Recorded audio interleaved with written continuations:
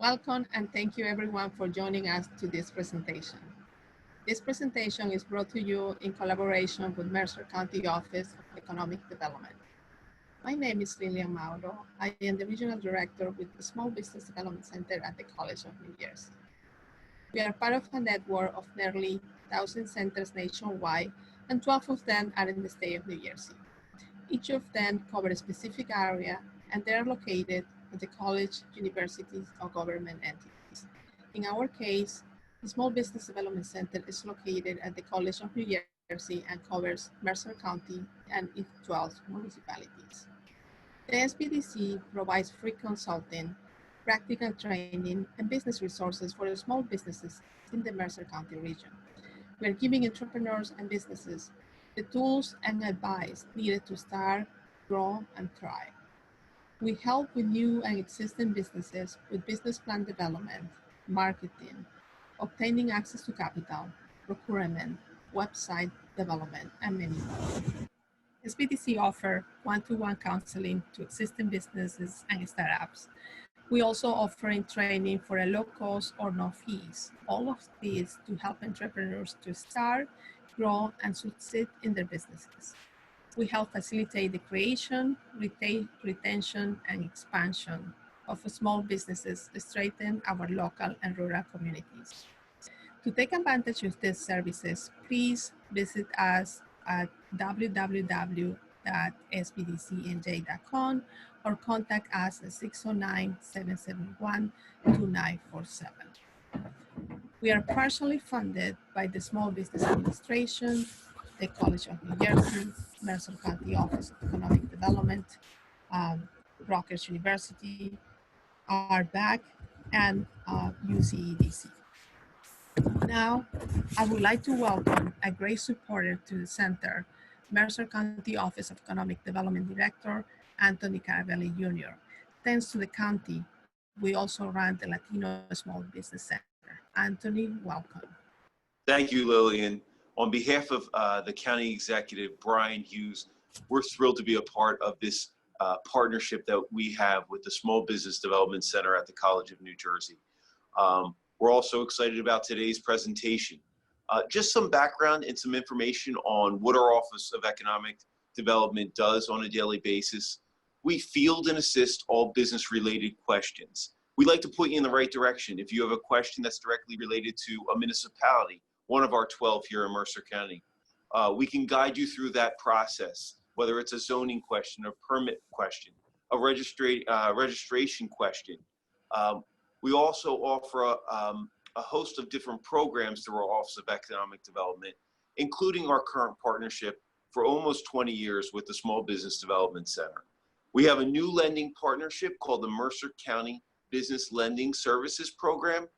That's with the UCEDC, an entity that has done some great things as they started out here in March of 2020 with some lending packages for our business community here in Mercer County. We also have on-the-job training grants that are available through our one-stop career center. And finally, we also are an FTZ grantee. So if you're interested in importing product from overseas, please feel free to contact our office on how you can become an FTZ, Foreign Trade Zone, eligible business. And I'd be remiss if I didn't also mention our Mercer County Trade Name Certificate Program. This is a program that we don't offer directly at the Office of Economic Development, but we can help service you through the Mercer County Clerk's Office in obtaining a business trade name certificate. It's a document that is an important document when opening up a business checking account. Please feel free to contact us for any questions that you may have. I know there's a slide with some of our contact information. I work in partnership, our office works in partnership with the Small Business Development Center. And I also have a business advocate, Darren Stewart. So we're thrilled to answer any of your questions, and we hope to hear from you soon. And now back to Lillian. Thank you, Anthony, and thanks to the county for the great support that they provide to our center. And now for your NJ-SBDC at the College of New Jersey presentation. Hey there, Shakira Brown, award-winning branding and business communication strategist and SBDC at the College of New Jersey consultant. And thank you for joining me for Mercer County's free webinar, Branding Your Small Business in a COVID-19 World. Before we begin, I want to tell you a little bit about me. I'm a subject matter expert, professional speaker, business marketing coach, and corporate workshop facilitator. I talk about effective communications, branding, marketing, creativity, leadership, and innovation. You are in good hands. Okay, I have a background in television news. I've been doing a lot of this work for over the last 25 years. I'm pretty seasoned at this point. So I'm glad that you're able to join me. And you may have even worked with me at the Small Business Development Center at the College of New Jersey. So let's get into the subject matter, right? We want to make sure that we have an understanding of what's going on as it relates to branding, okay? Let's talk about where we are now and what's next. So, COVID-19 cases at the date of this recording of this event, we are seeing declines in New Jersey and in other parts of the country. And there are also some areas where there might be some surges, but it's a good time to amplify your brand. You want to also keep in mind that people have been sitting around in their homes and they still might need some time to establish trust again. And really figure out whether or not this recovery is real, because there's a lot of doubt. I have doubt about it because, we're a little concerned about where things are going to go as it relates to the economy. People are still nesting at home. If you've been to a retail store, like I've been to Ross recently and found that the entire houseware section was empty. And I said, are you having a supply chain issue? You know what they said? We can't keep the stuff in. People are nesting, they're staying home. And so there's a behavior that has been established of safety of staying home. So we're dealing with that. And not only are brands in recovery, but consumers are too. And these changes might be reflected in everybody's daily habits and consumption patterns. And we're seeing a lot of people have taken on new ways of doing things. People who've decided that maybe they no longer need to go and have someone else do something for them and they'll do it themselves. So there's some behaviors we need to think about, and branding can help with that. So I just have a warning for you. You need to just settle into our new reality because it's going to be a while. The reason why I say that is because we don't know exactly what the next 6 to 8 months will bring. So instead of worrying about that, we need to just hunker down and establish a brand message for ourselves that relates to what's going on today, and to find ways to be innovative and provide value. And we're going to talk a lot about that today, because let me tell you something. Branding is not just logos and colors. Branding is who you are, who you want to be, and how you want to be perceived. And I always say that's your existential business crisis. And you should always be trying to figure out who you are. And it could be that as part of the challenges you may have faced during the global pandemic of 2020, you may have decided that you're not who you want to be anymore as far as a business, and that you need to shift. And these are things that are going to help you grow and be sustainable over time. So let's take a moment to understand the mindset of consumers during COVID-19 pandemic. So there is going to be a feeling of release. People are going to say, oh my goodness, finally, in New Jersey, everybody can't wait for indoor dining again. At the same time, there might be some apprehension about indoor dining, but at the same time, we want to be able to go do things again. So there's this feeling of wanting to establish some of the old ways of doing things, even having in-person meetings for business and things like that. So everyone who's been at home nesting, like I say, are ready to consume again. They're ready to go out there and do things. I can tell you that, if you're in a travel business and if there are less restrictions for travelers, for U.S. Citizens, that might be something that you might want to brand some messaging around about safety related to travel. We're going to talk about safety a little bit more, but think about how you can message around the idea that people are ready to do things. And I'm starting to see that a lot in some major brand commercials that are talking about, we're back, things like that to get people pumped up. I'm seeing that from some car rental companies, reminding people of how, the experience that they had before when, you go pick your own car, things like that. So I'm starting to see those messages, and, you can adapt your message to fit whatever your product or service is to address things like that. But you have to expect an excitement to be back to normal as well. And not just to say it, but also expect it. So you have to deliver on that, right? Deliver on that excitement that others might have. But then there's this cautious optimism. I mentioned earlier how I'm not sure, and many people are not sure, of what it's going to be like in the next 6 to 8 months. We're warned of a resurgence, possibly in New Jersey. The good news is I've seen news that Governor Murphy, through a press conference actually this week, that he would go to, he's going to great lengths to make sure that we have PPE and other materials necessary to deal with the resurgence. So that's good. But when you think about consumers and you think about who your customers are, your clients are, are they willing to spend like they used to? Do they want to buy something new? Do they want to go back to what they were spending things on? We have to keep that in mind as we create our brand messages.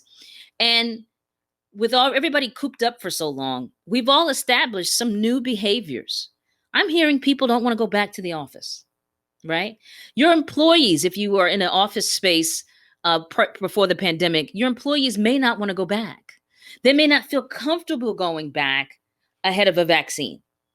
So you have to understand there's some new behaviors that may linger beyond a specific time period. So you need to be aware of that as well. So I always say that every situation deserves a different approach, and the global pandemic is no different. So our homebound economy requires a different service operations and engagement, as well as to adapt to the now. You need to make sure that whomever your audience is, they're empowered with new tools, new ideas, and creative concepts. Get them supercharged up about what you do, what you offer, what you can offer them, how you can be of more value. And you're going to hear me say this of more value part quite a few times during this presentation. But how can you be of more value right now? Because that's what your audience wants. And you might need to adopt some new approaches, such as live streaming, messaging groups with your community, online events. I'm seeing a lot of virtual exhibits and fairs and conferences.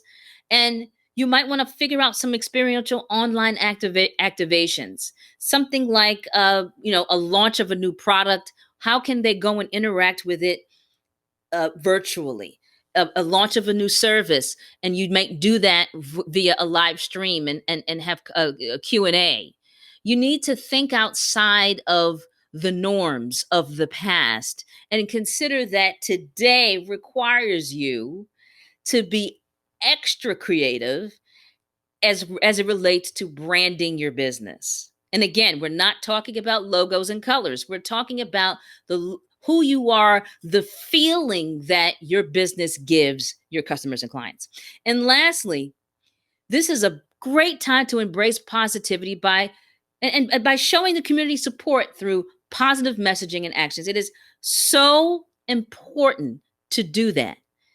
If you have done anything during the pandemic to support the community, and I know a lot of businesses in Mercer County have really helped each other out, it is okay for you to have a social post about it, to talk about maybe the food pantry donation that you made, or if you have a business and that you've been supplying food or catering to hospitals.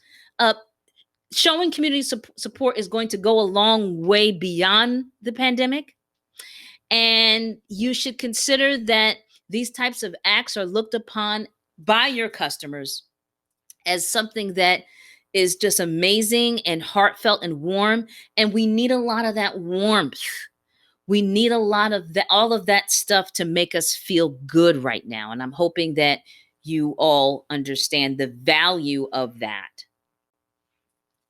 So there's an organization called McKinsey & Co. They're a management consulting firm. It is by far my most, I love McKinsey. I love McKinsey. So McKinsey has put out these great consumer sentiment reports, and the data they're gathering is great. So this is their COVID-19 has affected consumer behavior in 5 key ways, and they're saying they're going to have lasting impact. So one of them is the shift to value and essentials. So people are looking at, you know what, we need these things. Think about the beginning of the pandemic and the panic related to toilet paper, paper products in general, really. People couldn't find certain things. No one could find hand sanitizer. Who would have thought that hand sanitizer and toilet paper would have been survival materials, but they really were. So we're now in this, we've got to have this, we got to have that. And so they're saying most discretionary categories are still at a negative 20 to 40% net intent versus pre-COVID, but net spending intent on discretionary categories is slowly recovering. So really, people have been focusing on the things, the necessities, the things they actually need, and not buying the frivolous stuff. There's a little bit of comeback for that, but not so much. Second, the flight to digital and on omni-channel. Okay, there's no question. If you're on this webinar now, you are part of the flight, right? We've all embraced digital communications. We have embraced the idea of learning on a webinar and having really, really good meetings on a webinar platform. So it's important that you as a company also figure out ways to be able to do that as well. The report here also mentions that contactless services have seen an increase during the crisis. No one wanted to touch anything. In fact, I'm starting to question the contactless services of whether or not they're actually contactless. It's funny. I've seen fast food restaurants saying, come and pick up dinner with our contactless service. Meanwhile, I'm still getting a bag from a human being. I'm still reaching out my car. It's not quite contactless, but I know what they mean. I mean, there's someone still packing. There's no robots back there. So you got to be careful sort of with the language. It has become synonymous with COVID-19 is that this contactless service. But just keep in mind that your customers actually might be looking for that. If you're in a service business, whether it's plumbing, whether you're an electrician, you go into homes or businesses, or, you even a hairdresser, you have to understand that people may not want to be in so much contact with you right now. So you've got to be thinking about ways that you can make people feel comfortable, right? And then, of course, if there's a way for someone to do business with you online and you're not quite up to speed on that yet, you need to spend some time doing that today. There's no question that it's going to be important to you to do that today. Okay, shock to loyalty. Listen to this. Over 77% of Americans have tried either new brands, places to shop, or shopping methods during the crisis. This means that your long-term customers may have found a replacement for you. This is just a result of the pandemic. This is a result of people looking maybe to save money or boredom, really, willingness to be let's give this a try. I've always wanted to do that. There's a lot of that happening, and that could affect your business. And if that's the case, then you need to have brand messages that relate back to the important parts of dealing directly with your organization versus your competitors. So value and convenience is something that that they're looking for when they're going outside of their of where they're previously held their loyalty. So you need to make sure that you're focused in on those things. So we're going to talk a little bit more about that. Health and caring economy. I have another slide next that will go a little bit more of that, but that is something that we all are going to have to deal with as business owners through the next 6 to 8 months, and the focus on the health and caring. And we're going to talk about that in a little bit more detail on the next slide. Homebody economy. Yes, things are opening up. Things have opened up. I have been speaking to small business owners, and some of them are saying, oh, things are picking up, but they're still down. people have gotten used to staying home. Look at the stats. 68% of Americans are not engaging in normal out-of-home activities and are waiting to see indicators beyond lifting restrictions, down from 73% 3 weeks ago. So at the time of this, which is August 28, 2020, it says that people are pulling back. They're pulling back. People are not sure of what to do. And I would say that the news reports around the country about a resurgence in the pandemic and these spreader events that are happening, I think that's another reason why some folks are still hesitant and are just hunkered down and at home. I saw a great report that explained that a lot of animal shelters have been booming because people are nesting at home, and they decided, oh, you know what? We've always wanted that puppy. We always wanted a dog, and they're adopting pets, and they're bringing them home, and they're there to take care of them. They need potty training. I mean, it's a great time. So people are creating more of a comfort at home. So if you have an out of home offering, if you have something that you've made most of your money on and someone has to come to you, you're going to have brand messages that relate to the importance of the experience of coming back to your location. So you need to keep that in mind. So I mentioned earlier I had more on the health and care economy. So I wanted to read you this pull quote I took from the McKinsey survey I just read that we just went over. There is a renewed concern for health and safety, and in quotations they have care. Consumers are actively looking for use of masks and physical barriers when deciding where to shop in store. And the importance of this viable safety sign has increased since our first measure in May. So they did their first consumer sentiment measure back in May.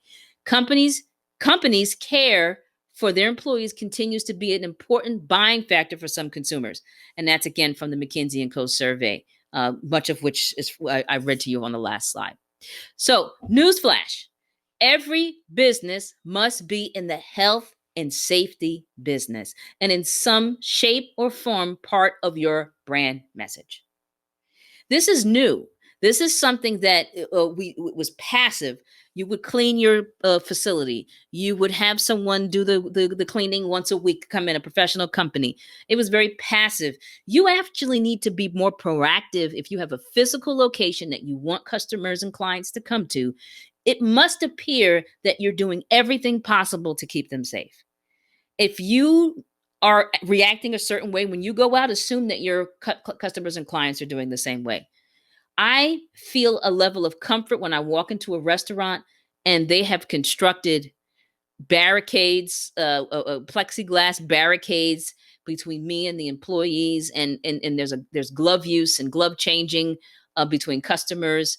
I'm super hypersensitive to things like touching of money and cards, and then touching food, and for a restaurant, a food type business. For a business that doesn't serve food, maybe it's a place where you would meet with someone like a bank or an office space. You want to make sure that you have available PPE signage that encourages mask wearing. In New Jersey, I believe we still have a mandatory mask order, but pretty much I think a lot of businesses in the Mercer County area have done a great job of indicating visually with signage before you enter that masks are required. I was at a chain ice cream store in Mercer County just the other day, and there was a huge sign in the front that clearly stated they only wanted 6 people in the store at a time.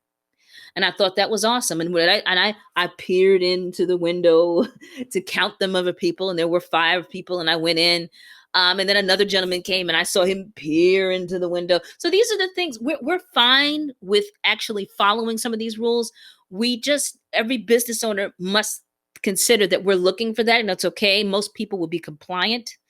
That same store had a huge floor standing Purell hand sanitizer station, which I thought was great. And I don't, not everybody does that, but that's a nice thing to have out. It's at any business, really. So health and safety is not part of your branding. Just keep that in mind. You have to convey the message that you're being healthy and you're offering safety in doing business with you. That's what consumers are looking for. And whatever you can do to provide them information on that is going to help you continue being in commerce. So if you haven't done so already, shift and pivot your focus where necessary. You need to get this done, folks. It could be that you need to spend more time looking at the services that you have been providing and see which ones are profitable during this time and which are not. You could offer something right now that no one wants to touch because for whatever reason, they feel it's not going to keep them safe. So that means you need to shift and pivot to provide the level of comfort necessary for people to do business with you. It could be that you need to create a new business line that serves the COVID-19 world. It could be that you need to do that. But if you choose to continue as you did and pretend it like it's 2019, that may not work for you. I'm a business owner. I've had to shift. I've had to pivot. You see where I'm sitting right now? This area that I'm sitting in did not exist prior to the pandemic, but I created a space in my home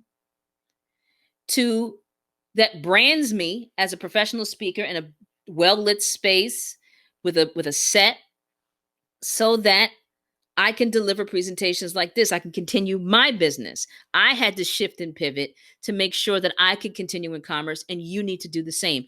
Where do you need to do that? Is it how you function on the web? Is your website not doing well? You know, I've come across so many businesses that still don't have a website during the pandemic. I was doing searches for different things. Maybe it's a restaurant I used to go to physically and I wanted to see if they were open, and I would find they would only have a Facebook page.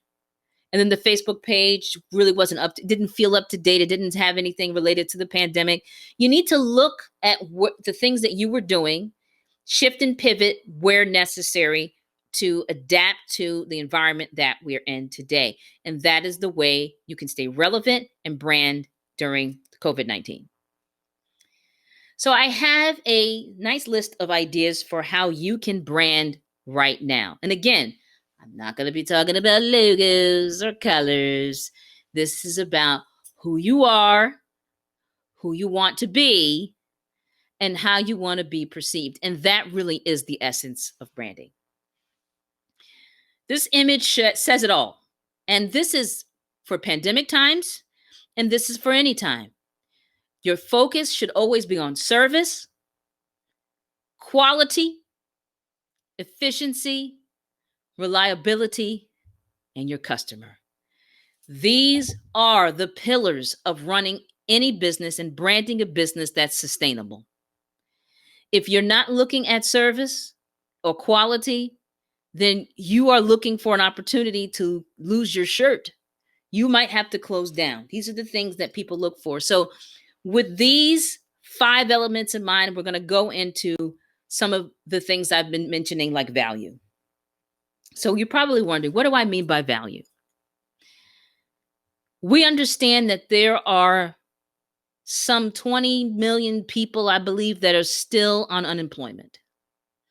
There are businesses that are still working remotely, and employees are dealing with the potential of having to homeschool their own kids while working a full-time job. We've got a lot going on from your customers and clients have a lot happening that's different than what it was. How can you help them? That's where value comes in. What can you do to help make their lives easier? You should be spending a great deal of time thinking about how you can add more value to your client and customer base. I heard some good stories over the last few months from some local businesses that said that they were making some phone calls to their customer and client lists, and just to find out if their customers and clients were okay. If you haven't thought to do that yet, you should do that. If you haven't seen them in a while, especially if you're in a business where you were looking for them to come back and they haven't come back yet, they're a little slow, you reach out to them. Find out how they're doing. Don't ask them if they're coming back. Just so you know, I was just thinking about you. And I was wondering, how you fared during this pandemic. Everything's been crazy. And you might find that these people want to have a conversation with you about it, because sometimes people just need someone to talk to. In fact, at our center, we were making calls like that throughout the pandemic. And we've all found that some of the business owners really just wanted to have someone to talk to. And also keep in mind that in the early stages of the pandemic, they were trying to talk to officials with the state. Of course, we all heard about some of the struggles that our state had in trying to get up to speed, and rightfully so. There was a lot of people on unemployment, but the Department of Labor and Workforce Development, they struggled. And I think they have done a great job of revising their website and making it easier and really catching up. And they did that in record time. So I commend the state for that. But there was a lot of frustration with people, and people stopped believing that there was anyone out there that could help them. So why don't you do that? If you are in a client serving business, I don't care if you are in a professional services, if you're a plumbing company, if you do decorating, I don't care. You call up or send a text or email to your customers and you give them a shout out and say, you know what? Just checking in. We've been through this thing, whatever it is, 5 months, 6 months. How are you doing? How are you doing? And it could come up that they say, oh, I want to come in, or I need an appointment, whatever. And that's fine. But don't call for that. Just do a check-in. And then see if there's something else you can be giving that won't cost a lot for your business, but that would be of value to your customers and clients. Is there a service you can add on that, again, is not a heavy lift and you won't lose money on it, that you can just start giving? Think about that. I'll say that one of the things I miss is the normal interaction I would have when I went to a place. I'm finding that going out with the mask on and everything, I don't really want to be in close proximity to people, but I also feel I'm not looking at people anymore. It is just a weird thing. Anything you can do to make someone feel warm and fuzzy through this time is a value point that you can add to your business. So I'm hoping that you take that to heart. Service. The question you can also ask is, when you call to find out how they're doing, and this is not a way of selling, this is a way of just sounding like you care, is to ask how you can be more of service. And you can do that same question if you're trying to get new business. If you put it out there that you want to be of service during this time, someone might take you up on it. And by the way, that is not offering anything for free. You're just saying, how can I be of service? And someone might say, you know what, I've been thinking, I really wanted to do a renovation on my deck outside. Not really sure what I could do. I don't want to really knock the whole thing down. And if you are a carpenter and you're calling your client and they're saying that, you could easily be like, you know what, if you don't mind, I'll social distance and wear a mask and whatnot, but let me come by and take a look. And maybe there's something we can do in between instead of knocking the whole thing down. Get conversations going by offering ways to be of service. Okay. I'm going to give you a personal example, and hopefully you'll understand the value of doing that. I have come up with I'm a professional speaker. I've come up with new topics that relate to some of the things that are happening today. I've decided, so any bookings that I have for next year, the end of the year, they're locked in, but I'm offering, because everything is a moving target right now. When I'm hearing from these individuals who've hired me, I'm saying things like, you know what, I'm so excited about participating, but I just want you to know I've just come up with an XYZ topic. I know it's in the news right now. This might be something that you want to have in your conference too. And I'm starting to get excellent feedback on that. And see people saying, oh my gosh, yes, we were just talking about that. Send it over. Let us take a look at it. Now that's just me making an offer, trying to be of service. Another way I'm trying to be of service is I'm volunteering my time to do more during a virtual conference, because the conferences that I currently have booked, except for maybe 2 for next year, are going to be virtual. So I'm saying, do you need anyone to host a panel or virtual fireside chat? I'm your girl. I'm not asking for more money. I'm just saying, how can I be more of service? So what's that version of what I just said in your business? Determine how you can be of more service to your audience. Okay? Whoever they are. What else can you do for them right now? They will remember this. It is building. It is building your brand beyond COVID-19. So just keep that in mind. Purpose. This is one that, small businesses sometimes struggle with. Purpose is the warm and fuzzy. And sometimes businesses are established with a warm and fuzzy already, and sometimes the warm and fuzzy comes along.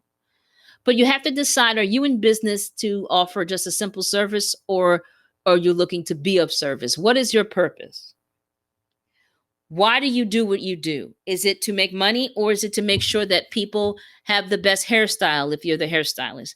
Or if they, if someone, their car is working at optimal speed, if you're a mechanic.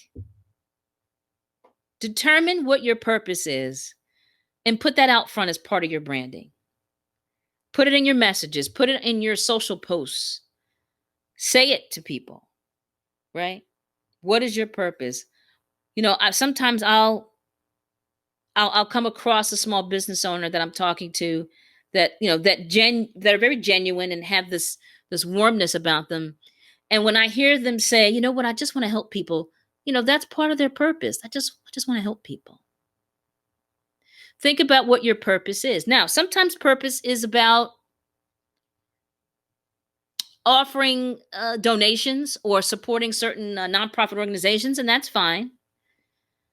But, is there something more that you could do with that? Are those by the way, if you do support nonprofit organizations, this is a time where they're definitely struggling and need more help and they need more support. What else can you do for them? How can you expand your purpose of supporting them? That's what I want you to do. And sometimes purpose has a lot to do with service, the quality of it. And then sometimes it has to do with the humanity behind your business. So decide what it is and brand around it. What do I mean by branding around it? I mean, share what you're doing. Talk about it. Put it in your marketing messages. Put it at the bottom of your receipt. We care. We care about you. We want you to have the best running vehicle. We want, thank you for your business. It is our pleasure to provide you with a hairstyle that you love. I mean, just get creative. Start putting these types of messages across your communications. These are things that are going to have some sort of impact along the way. And we're not talking about, immediate change in attitudes and behaviors of your customers and prospects. But what we're talking about is building on something. And we need you to do that. We need you to build. Empathy. So when it comes to communicating with not only your customers, but your employees, empathy is very important during COVID-19. Again, we've got households with kids who are virtually learning, a parent or two that are working from home. If they're lucky, might be a situation where there's only one parent working and another one is out of work. We've got situations where people can't afford to have the things necessary so they can be as productive as possible while working from home. And then we've got customers who are in those same situations I noted, or worse, no one's working. They're living off of unemployment and it's not enough. Not telling you to give things away for free, because we all can't do that as business owners. But I want you to demonstrate empathy, which is an understanding of what someone else is going through. And you need to have that understanding throughout the pandemic. There are people who have lost loved ones that they couldn't say goodbye to because they died of COVID-19 and were in the hospital. You have to take a moment to understand that people are going through stuff. And empathy always plays a part in business. It just plays a stronger part now while we're dealing with this pandemic. But wherever you can demonstrate empathy, whether it's your decision to offer your employees to come back to your place of business to work. And you notice the term offer. I said offer because there's a situation now where if they could come back, there are people who probably don't want to. So that's where your empathy needs to come in. You need to understand that there are some people who are going to be excited about going back to the office because they can't wait to get away from the house and the kids and the dog and the spouse. And then you're going to have some people who are totally freaked out about returning to the office because they don't feel that they'll be safe. And by the way, you can give them a full body outbreak suit and they may not feel safe. It's an internal thing that you can't change. So if you have a situation where your clients don't want to come see you anymore or during this time, or your employees don't want to come back to the office, you're going to need to make some concessions. You're going to need to make them feel okay. You need to be empathetic about how they feel. Empathy is about understanding people's feelings. So as long as you can do that, you're going to be okay. And by the way, yes, empathy is going to be part of your brand. The fact that you've thought about like, oh my goodness, I want to make sure, don't worry about, we're all going to, you can come back to the office when you're ready. You know, it'll be your desk will be there for you, your phone, whatever you're going to say. But you need to think about that. You need to think about how these individuals are going through things that you may not be privy to and work around it. This is a special time to do that. So just keep that in mind. Health and safety. Talked about that earlier. We are now all in the health and safety business. It doesn't mean that you're selling stuff, but you're selling a health and safe experience, right?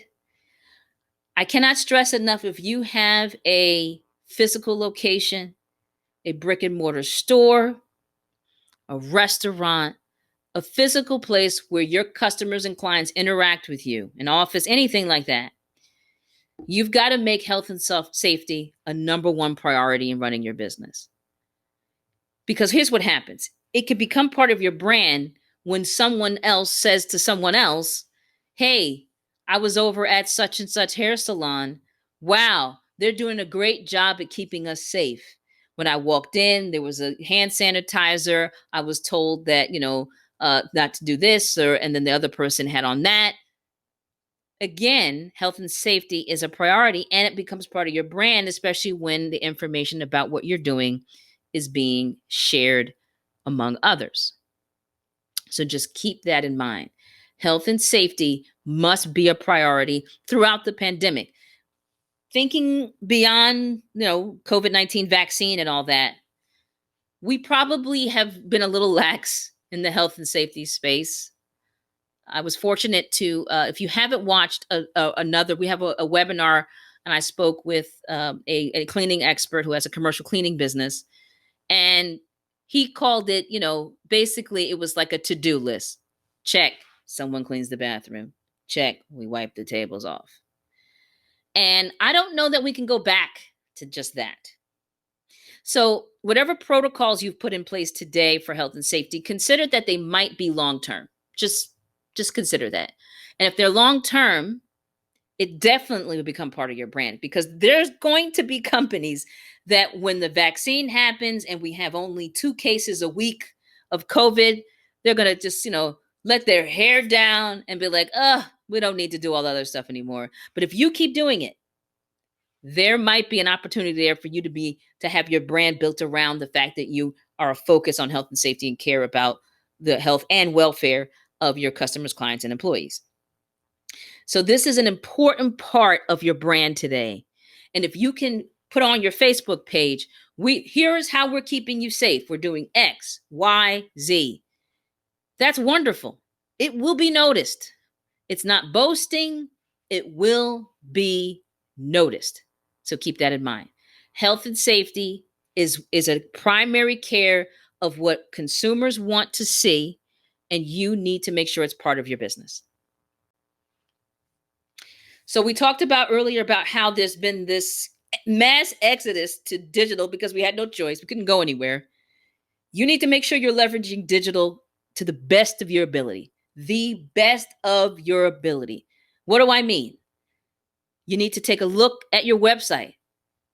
Does it need to be updated with any information related to pandemic conditions? Does it need just updating? Does it, do you have your current visual identity, your logo, your colors? Are that on there? Are your employees, if you have an employee section, are those people still with you? Go and do an overhaul of your website and take a look at it. It's a great time for that. People are using that. What services or products can you offer on your website? Find ways to do that. People are looking to just quickly go on. Amazon has done so well during the pandemic because it's just been so easy just to go on there and grab something and buy it. And it's a wild thing to be able to look at that and see how much merchandise is being sold on marketplace sites like that. But you can get your own marketplace, start selling things. And also, if you have a product, get it up on one of the marketplace sites like Amazon or Etsy or Redbubble or things like that. Get your stuff out there. And if you're not in that type of business, then that means digital could mean that you have more content on social media, more information. Get your digital house in order. Okay, that's exactly what we all need to do during times like COVID-19. Are people going to go back to their old behaviors? We just saw in the McKinsey information I showed you earlier that there may not be a going back to certain things.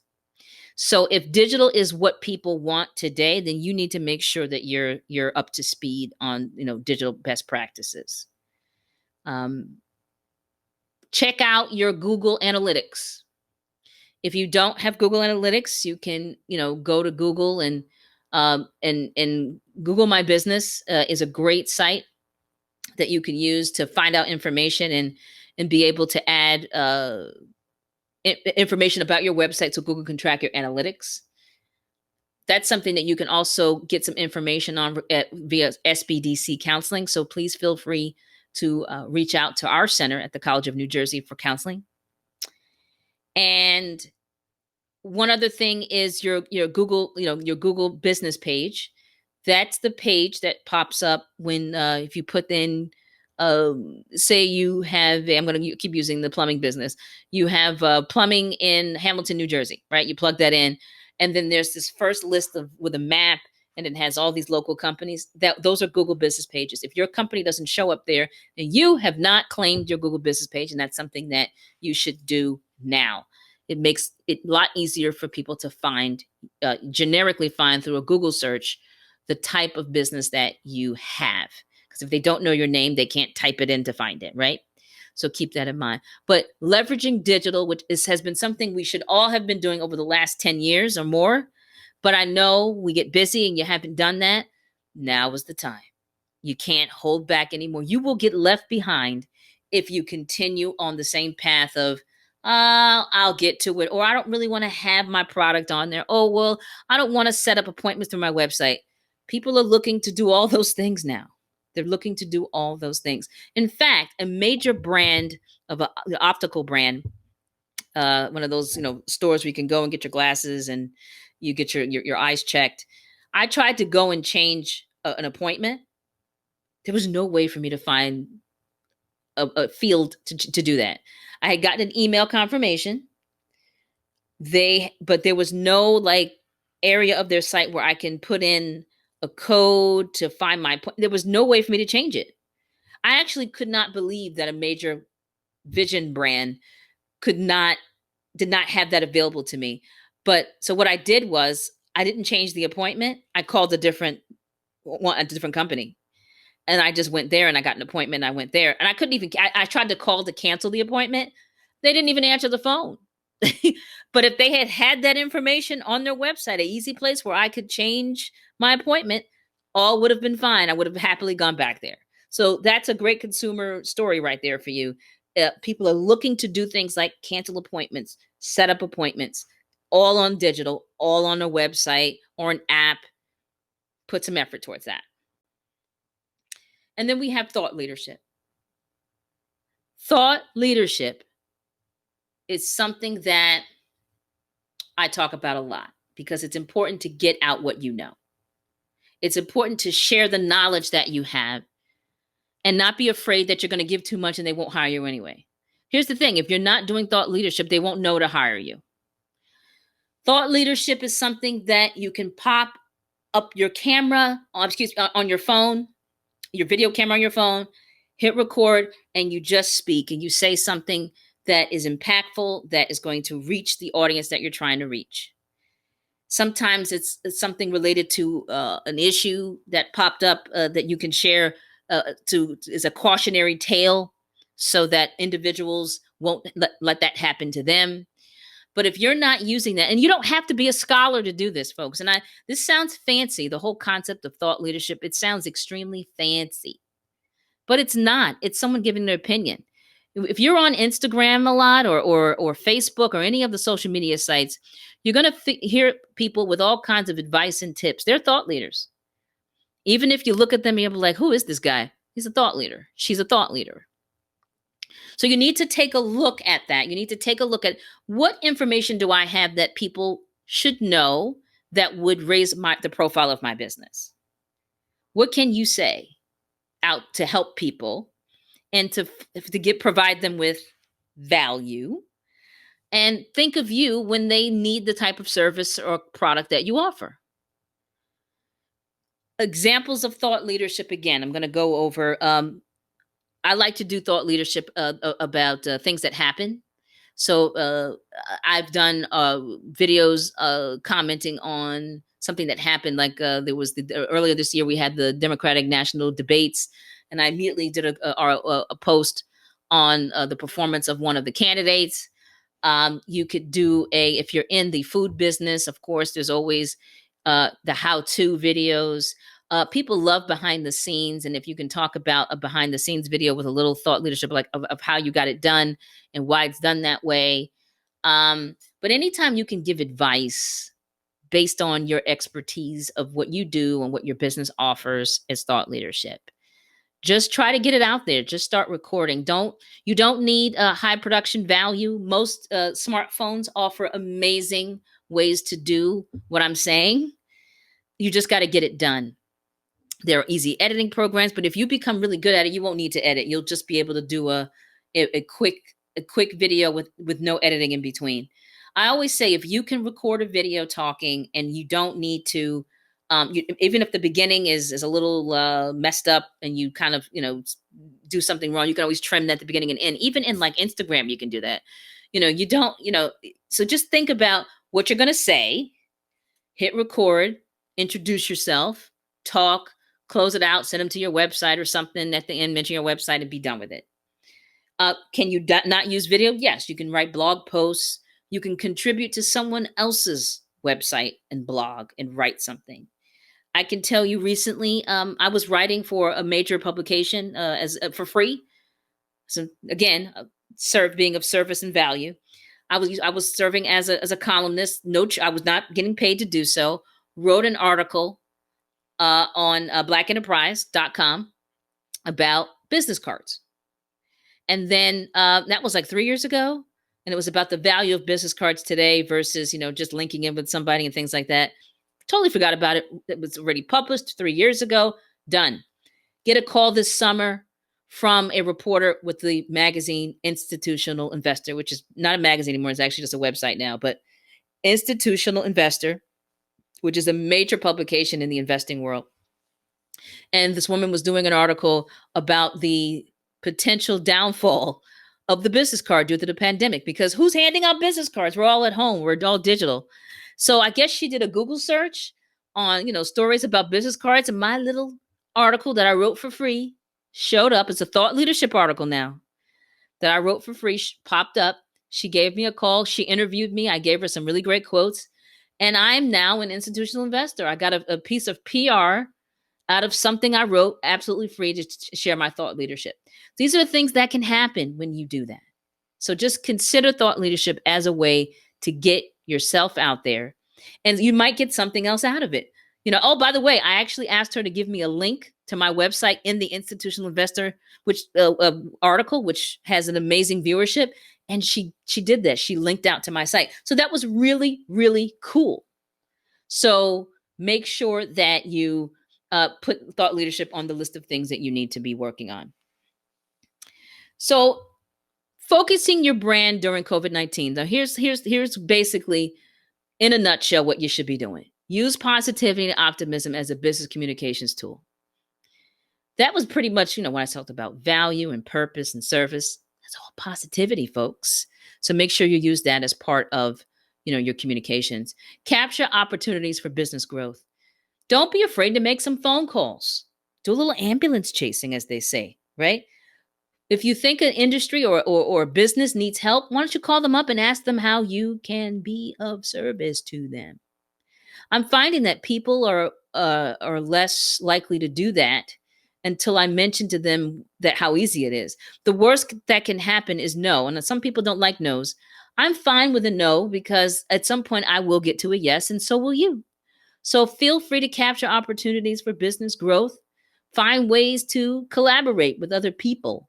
And that might help you sustain, and that might help your branding as well. We just talked about thought leadership, so leverage video and social media to tell more of your stories. You need to tell some stories, folks. That's a great way to brand. And if you're telling the stories yourself, you're going to get customers to volunteer their stories. And if they start to do that, boy, that is gold right there. Tell more stories on social. You can do that with photos. You can do that with video. You can do that with text message. It's different textually. Just do it. Focus your brand on those things. Positivity and optimism in your comms. Capture opportunities for business growth. Go after them. Ask for the business. Ask someone how you could be of service, and then leverage video and social media to tell more of your stories. There's a lot of great stories about how companies pivoted out there. And if you can put together a nice packaged up story about that, it'll go a long way. It really will. So my final thoughts for you is that this is a time of reinvention and pivoting and shifting, and we all have to do that. And you need to brand around the situation that we're in. You need to customers and clients want to hear certain things, and you make sure you need to say it. If you don't know how your clients and customers feel, ask them. Like I said, when you make those phone calls, hey, how are things going? And, if you're thinking about doing something different, say, if I did X, Y, and Z, how would that make you feel? Would you do something? Would you come back? Would you buy this? Would you take advantage of this service? Sir, you have a captive audience right now. There are people who, miss the interaction of being out. And then you can make a simple phone call, send them an email. They might interact with you more than what they would have done a year ago. So feel free to do that. But most importantly, take the time to understand today's market mindset. Understand your customers, understand your vendors, understand your employees, and most importantly, and be empathetic and offer as much value and service as possible. Okay? I want to thank you so much for joining me in this New Jersey Small Business Development of the College of New Jersey webinar. As always, if you are confused about what to do, or you just need to clarify what the heck I was just talking about, we are here to help you at no cost. Our number here is you can reach out to our regional director at 908-295-5926. You can also email regional director at SBDCNJ.com. Or of course, go to our website at SBDCNJ.com to learn more about the services we provide and read some great content that we have up there. Also, we want to make sure that you understand that one of our partners, Mercer County Office of Economic Development, is there also to help you. There's a lot of services that we work with them in tandem with, but they're definitely a resource for Mercer County, New Jersey businesses. Please reach their office at 609-989-6555. And of course, reach out to Anthony Carey-Bailey Jr. He is the Director of Economic Development at in Mercer County, and that's A. Carabelli Jr. at mercercounty.org. Again, thank you for joining me, and I hope that you spend a lot of time thinking about your brand and growing it and making it amazing and persevering through these very, very uncertain times. Take care.